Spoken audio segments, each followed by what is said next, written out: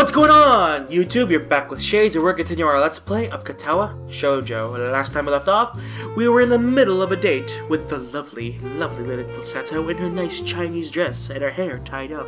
Look at her, even though she's not smiling right now, but hey.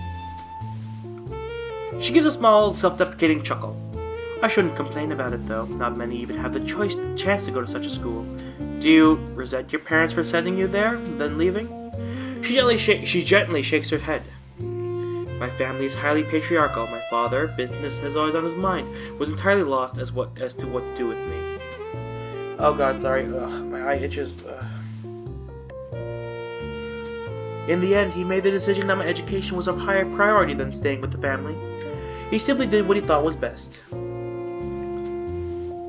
To say such things so easily, what an unbelievable girl. That said, I'm a little surprised that she doesn't think her blindness played any part at all, though maybe I'm being too harsh on her family.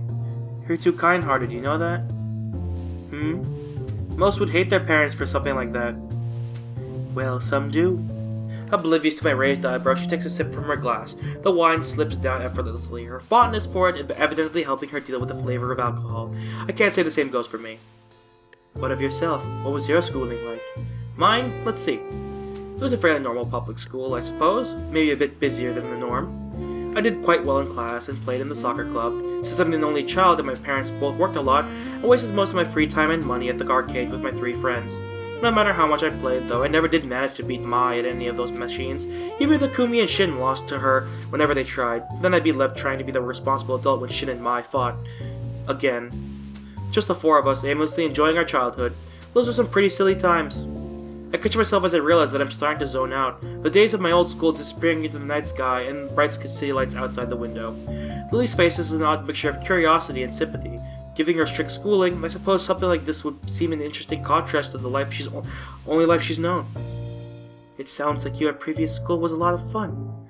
I'm not really sure how much of it is nostalgia, but there are some nice memories. That's in the past, though. I can't go back there now, but through my accident, I found a new life that I'd never imagined leading. The peace and calm of Yamaku, a new direction for my future in science, the friendship of Shizune, Misha, and Hanako, and most of all, you. Aww, cuties! Don't have sex again, please. I swear if you do, I'm gonna cry. Seriously. She gave a deep, genuine smile as she moves her hand toward me, her fingers just slightly searching out my face before softly caressing my cheek. Her hand reluctantly retreats after a second of warm silence. As we notice a waiter arriving with our meals. Lilly does a deft job of covering her condition, except for the fact that her nod to him is slightly misaligned due to his silence.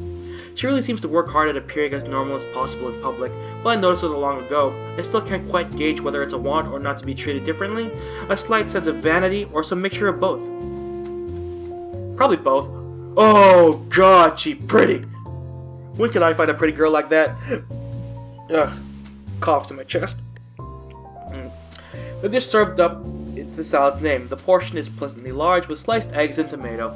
It looks very enticing indeed. Lilly takes her knife in one hand and fork in the other, quickly getting to work on the dish as I do. It's later than we usually have dinner, so we're both eager to dig in. My cautious skewering of leeks and vaguely meat-like squares with my fork is matched by Lilly's silent and measured prodding and chewing. An occasional tap on the sides of a piece of food to work out its edges is only a giveaway of her lack of sight. I'm done with my meal in little time, Lilly taking the last few bites as I sit observing her. Finished, Hisao? Yeah, it was pretty nice. That much is very true. I never thought a simple salad could be so tasty and filling, but then again, I suppose that's why it costs so much to eat here. Content with my appraisal, and evidently agreeing, Lilly gives a small nod. You know, given that you're part foreign, exotic looking, and quite pretty, I'm surprised no one's ever confessed to you before. You're assuming nobody did. The simple statement takes me off guard. I shouldn't be surprised given that I was complimenting her moments just before. Really? I've received several confessions both in this school and my previous one. Adolescence is a funny time. She's kind of talking as if she's above it herself.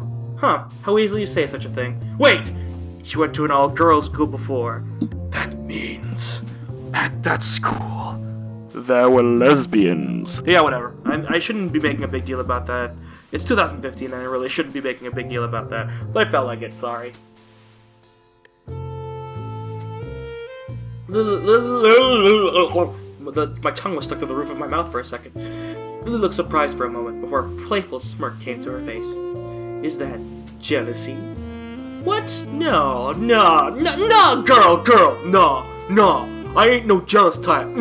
I am a secure man who knows that he has a wonderful woman in his life. It isn't, no. You're a bad liar, Isa. You should take that into account. Then again, I do appreciate how sincere you are, even if you don't intend to be sometimes. I think your honesty will always serve you well when dealing with others. I clear my throat in mock disapproval of this whole business and try to steer the conversation elsewhere. To tell the truth, though, I do prefer solitude to being surrounded by others. I don't think I could maintain a social circle like you do. She contemplates this for a moment. I don't think that's true either. I've seen how gentle and caring you are around Hanako, and you get on marvelously well with others, even those whom you hardly know. I think you're quite adept at social situations. But on that note, what of your confessions, Yishao? I'm sure someone like you must have had at least one admirer. As I open my mouth to speak, I can feel my face turn slightly dour. At times like this, I secretly appreciate the fact that she can't see my expressions. Just one. Her name was Iwanako. It was when she confessed to me that I had my heart attack, there in the woods during winter. Lilly finds herself speechless, not expecting for the topic to move into such an area. My condition has always been something of a concern for her, something that I strive to minimize despite my body's best efforts to the contrary. Afterwards, she visited me for a while I was in the hospital. For weeks she came in and talked. It was usually just small talk or classroom gossip, but that was enough. But eventually she just stopped coming. She was there every day, then every other day, then once a week, then finally, one day, she stopped visiting entirely. Did you ever see her again? Wrapped in my own little world, I shake my head before remembering the futility of the gesture. I think, if I remember correctly, the walkthrough, you have to mention the letter, but I will look it up real quick, be right back. Sorry guys, my mic cut out, and yes, you do have to see the letter, and I have to read this again because it cut out. God fucking damn it. I never saw her again, but after I was sent to Yamaku, she wrote me one letter. Lilly's face shows an expression I know well. I piqued her interest. I'd be slightly offended that it's simply a matter of curiosity for her, but she's never been very good at masking her reactions. In hindsight, it really didn't say much. What was going on in my old class, how she was faring, and almost as an afterthought, it was probably best for both of us that we don't see each other again. After reading it, I ended up reassessing a lot of things I thought I'd managed to work out. For the most part, the letter reminded me that the world around me was still moving, and just how much I'd become isolated from it. And I guess it also reminded me of what I'd lost. She gives the information some thought before her face lights up in realization. No doubt she worked out that this was the letter which had contributed to my angst during that lunch on the rooftop.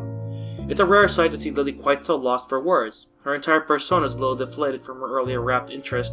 As characteristic as she is, charismatic. In the end, that she hasn't any replacement for her life nor relationship experience. Perhaps it is better she sent it than not.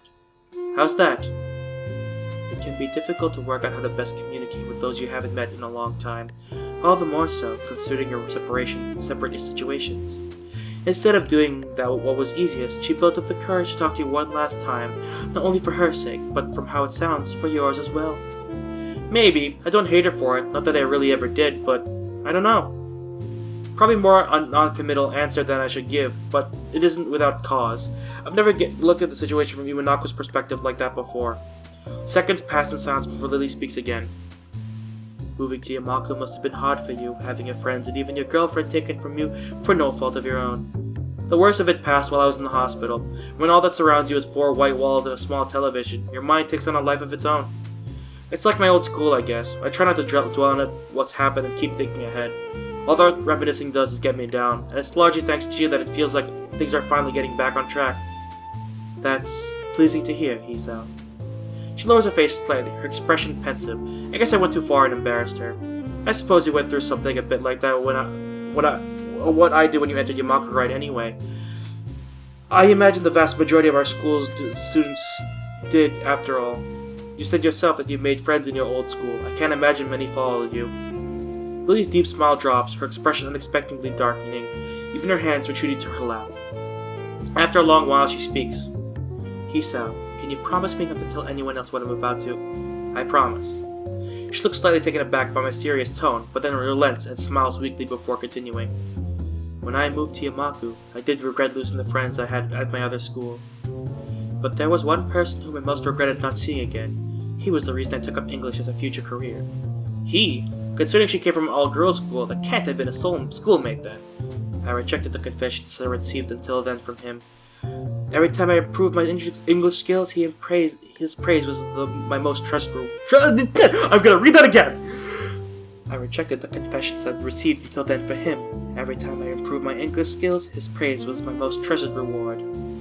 It's funny, isn't it? Someone like me able to boast about the people who have set his eyes on me, liking someone so utterly unattainable as my tutor. Whoa! Whoa! Whoa! Damn! I hope this is one of those student tutors. Because if it was an adult tutor, then damn, girl, you aim high. But that's normal sometimes. It's normal sometimes. But the age gap does make it society speaking weird. It truly is the most ridiculous thing. She quickly shakes her head from side to side. I couldn't. Even then I knew it was impossible. A silence runs over both of us. This does seem to explain her ardent focus on her future in teaching English, but I can't help thinking of her confession to me. She lost him without ever letting her feelings be known. Did she somehow fear that it would happen again, but with me? I don't really know what to make of it. I've heard of such relationships before, taboos born of such things as puberty and youth. The fact that she had the good judgment not to act on it, though, is heartening. I know this must sound strange, but please, don't think of me. Why would I think any less of you for that? To be honest, I think you must have been a very nice person if you liked him so much. Not only that, but you stopped yourself before going too far. For a moment she looks somewhat lost, most unexpectedly though. It isn't a second before she starts to laugh. The sound of it takes me off guard. It's not a giggle nor a restrained chuckle, but honest and genuine laughter. I find myself smiling, and not just under display of relief and happiness, but for her to trust me enough to let me see this most private of secrets. Before I realize it, I feel her palm touching my face. Her touch is as gentle as ever, with her thumb slowly stroking my cheek. You're kind, Hisao. I really do love you.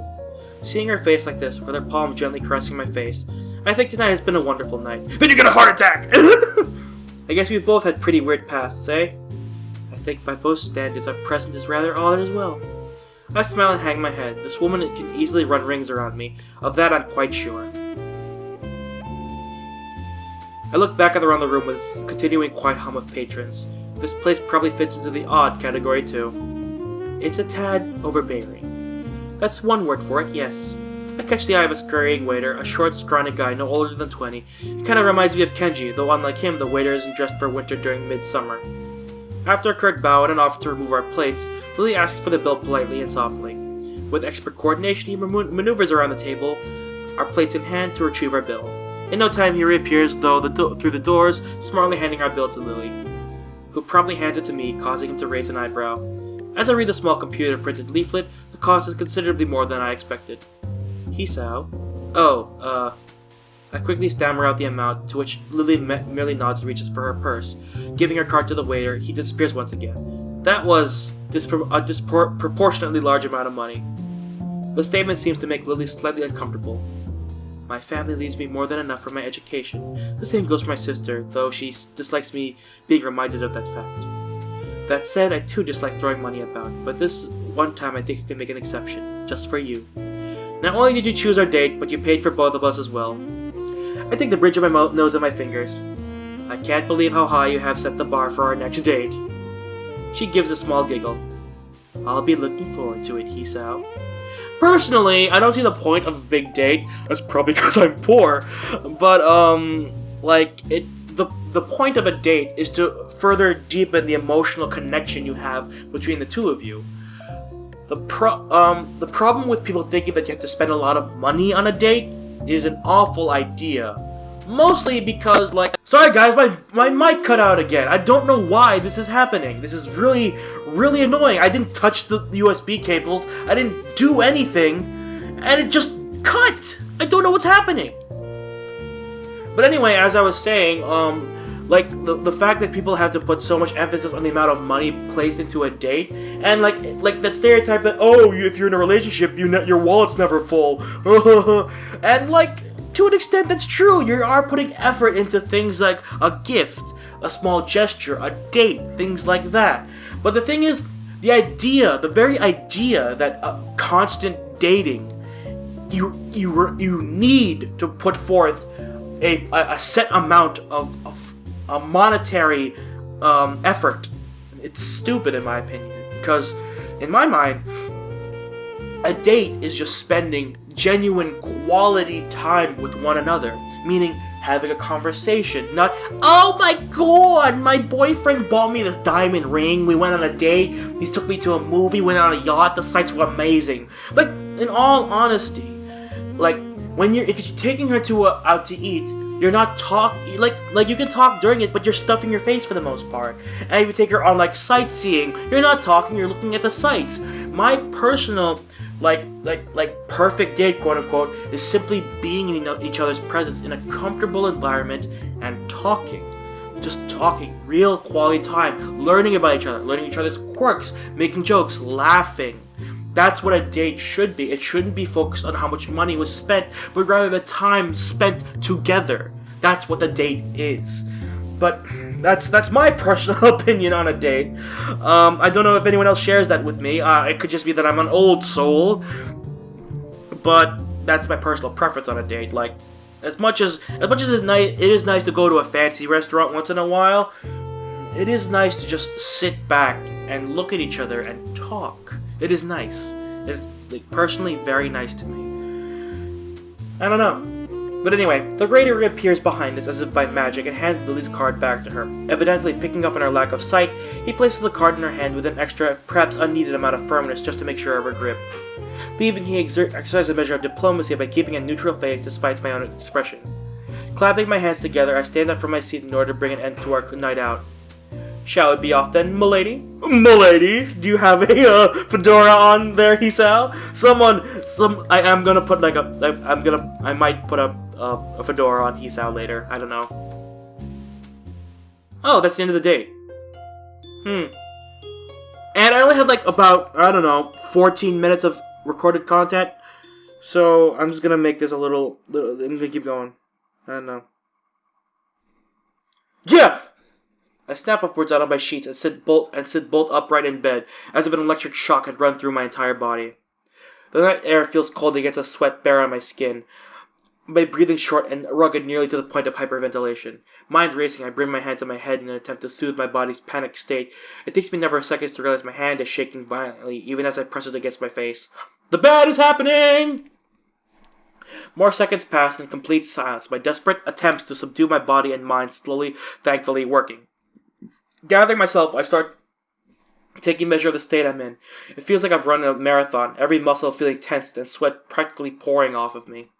I carefully direct my attention to the beating in my chest, measuring out the rhythm in my head. Sure enough, my unreliable heart is functioning properly for once. Just what the hell was that? A heart attack? A bad nightmare? Medicine side effects? I've read about panic attacks, and this does seem to have the hallmarks of one. I can't even be bothered thinking about it right now. I feel utterly exhausted yet completely awake after this experience. I look over to the other side of my bed, the pale white of the silent figure's face almost glowing in the nighttime darkness of the room. Just the sight of her is enough to calm me down significantly. Oh! Oh my god! They're sleeping in the same room! That's so cute! Cute! Ah, sweeties! Oh, guys! I'm gushing. It's so cute. So cute. I wish I had a girl to cuddle with when I'm in bed. Oh well. Her graceful demeanor persists even while she's asleep. Her perfectly measured breathing and gentle face make it impossible to tell whether she's awake or truly sleeping. Giving in to temptation, I delicately roll my fingertips over her hand. Her skin is soft to the touch, as it's always been, yet warm even in the cold night. It's at times like this, silently appreciating each other's presence, that I feel we're the closest. My fingers stop at her wrist. I bring my hand back down to the bed beside me. I'm not entirely sure why, but as we became ever closer to each other, it feels as if something grew between us. I'm not entirely sure what it is, nor whether it existed before we'd fallen in love. Everything is moving so fast, I don't mind it at all, but it feels unlike Lilly to be pushing things this much. Thankfully, there aren't any students milling around in the hallways at this hour of the morning, lest I be interrogated on why I'm carrying 2 plates of breakfast to my room while dressed in obviously hastily donned uniform. Stupid phone, go away! Cuties! That isn't to say things like this never happen, of course. A single security guard patrolling between 2 sets of bedrooms situated right next to each other is a very small force compared to the adolescent hormones. Come to think of it, the fact that it's Monday morning probably helps. I'm not really sure why, but Mondays seem to bother me less than they do most others. It takes a little creative use of my hand and elbow, but eventually I manage to work the door to my dormitory room open. Stepping inside, I see Lily just getting up from bed and tiredly rubbing her eyes. She looks a mess, just like most other times I've seen her soon after she wakes. She really isn't a morning person. Is this my room or Lily's room? Sorry, I didn't mean to wake you. She groggily shakes her head, the morning light illuminating her makes for a very pleasant sight. It's okay, I need to get up anyway. What time is it? I put my plate down on my desk and turn the clock around to check the time. Still early, don't worry, there's plenty of time before school. She sits on the side of the bed and begins to sniff the air as she does so. I quickly move her plate away and put it on the desk beside mine. Yes, I got us some breakfast. Shower and clothes come first, though. Whoa, girl! She stands still for a moment with her chin pointed slightly out. I gently acquiesce and press my lips to hers, savoring the soft feeling before breaking off. With a small, sweet smile, apparently quite satisfied, she slowly makes her way to the showers. I stretch and try to wake myself up a little more, briefly looking at the steaming dishes on the desk. Rice, fish, miso soup, and some vegetables, a standard breakfast for a somewhat unusual day. I grab the bottles from my desk and start taking my daily regimen of pills. Sometimes I wonder what these things are even good for. Even all the troubles I've had since the initial accident, I can't even say that it doesn't hurt to take them, considering the side effects so far. Well, whatever. Doctor's orders are that I have to take them, and rationality suggests that I'd well be served to trust his judgment over mine. I mean, that one day you didn't take them, you almost died. So yeah, they're doing something. It doesn't take long for the noise of the shower to cease. A quick one apparently is being fine for Lily's given circumstance. Emerging from the bathroom, she looks significantly more awake, having had the chance to collect herself. Without a word, I gently take her hand in mine and guide her to my desk, considering that I don't have the table in my room, as she does, it'll have to do. Thank you, Hisao. What did you prepare for breakfast? Just rice and some vegetables, something fast. Her face lights up at the revelation. That's quite a breakfast. This is normal for you. Now, she's just being nice. I have a little doubt, considering her past, that this isn't exactly a high-class meal by her standards. Breakfast is the most important meal of the day. Just because we're students doesn't mean we can't take it lightly. That's my belief anyway. From what others I've talked to have said, I might be in the minority. True, a lot of people I know don't eat breakfast. Sometimes for the most part, I miss breakfast too. I take a seat on the side of my bed and begin eating together with Lily, her chopsticks slightly tapping out the outlines of the vegetables, just as I had noticed her do during our date. This is quite nice, Hisao. I had no idea you could cook this well. This time she's much more genuine. I could tell that much. That said, cooking really isn't anything special at all. After a bit of practice, it's pretty easy to make a simple dish. Most of the credit goes to modern technology. Still, after years of cooking for myself, I should hope so. I got bored of eating instant noodles and ordering pizza every time my parents were both working, so I taught myself how to make a few meals. I'm still trying to get the snack of it, though. You'll make a good wife You'll make a good wife someday, Hisao. I take a grain of rice and place it on my thumb before carefully taking aim and giving it a good flick. Lily jumps a little as it hits her cheek, right on the target. I can't help chuckling at her expense as she lowers her brow and tries her best to assume a harsh and serious expression. Oh, that's right. What is it? Did you have any problems sleeping last night? You seem restless.